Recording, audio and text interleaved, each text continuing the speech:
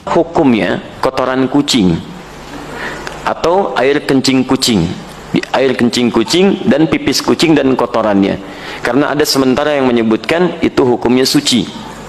Baik, kami sampaikan saya belum menemukan siapa yang menyebutkan itu suci, karena hadis-hadis yang menyebutkan tentang kucing tidak menyebutkan kotorannya yang suci, bukan pipisnya tapi air liurnya. Ya, hadisnya benar yang disebutkan, tapi cara memahami hadisnya keliru. Apa sebabnya? Dua hal. Pertama, hadisnya tidak dibaca dengan ilmu hadisnya. Dalam ilmu hadis ketika akan membaca hadis, selain melihat bahasa hadis, juga melihat asbabul wurudnya, sebab kenapa hadis itu muncul.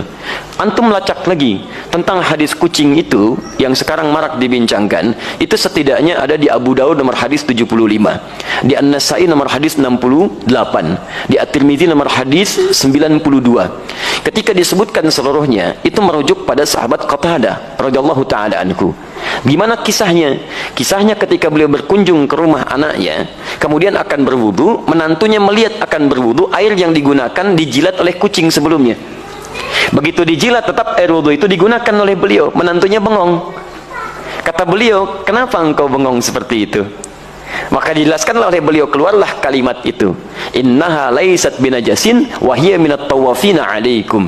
Saya pernah mendengar Rasulullah SAW pernah bersabda, ya, air liur kucing itu tidak najis. Yang disebut air liurnya, bukan kotorannya.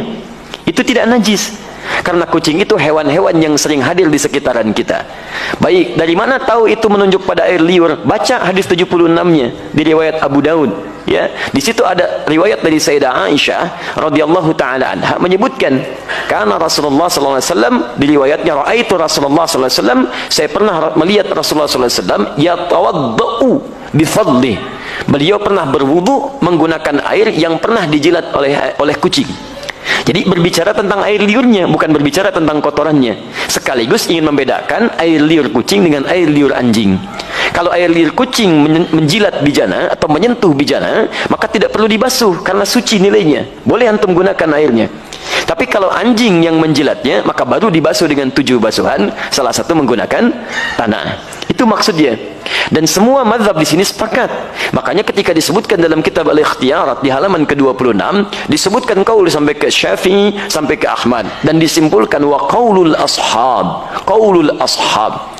Dan pendapat para sahabat terkait dengan masalah ini, maksudnya para sahabat mazhab dari Asy-Syafi'i, dari Ahmad, mereka menyimpulkan, lihat kalimatnya, wa qaulul ashabi. Dan kesimpulan dari pendapat sahabat-sahabat mazhab menyimpulkan, al-hurratu wa ma dunaha minal khilqati tahirun. Air liur kucing itu, ini pembahasan tentang air liur. Makanya tafsirannya disebutkan su'rul hurrah. Air liur kucing itu, atau hewan yang lebih kecil daripadanya, ketika menjilat apapun maka dinilai suci. Kapan tiba-tiba muncul keterangan jadi, maaf, air pipis kucing? Nah, itu kitab pernah disalin lagi teman-teman sekalian, tapi salinannya tidak melihat kepada manuskrip, ada pecahan-pecahan. Ketika disalin itulah muncul versi kitab, berubah dari kata qaul jadi baul, baulul hurrah. Asalnya qaulul ashab fil hurrati, qaulul ashabnya hilang jadi baulul hurrah. Baul itu artinya air pipis, maka berubah terjemahan, air pipisnya kucing itu suci. Dari sini bencana mulai muncul. Jadi teman-teman sekalian, itu asalnya bersumber dari kitab yang dibaca salah salin dan tidak merujuk kepada manuskripnya. Dan nggak apa-apa, kan namanya manusia. Manusia itu kan bukan malaikat. Kalau malaikat itu tidak kenal salah, lawannya setan. Setan tidak kenal benar. Malaikat disebutkan 88 kali di Quran, setan 88 kali di Quran. Ya, saya bukan malaikat.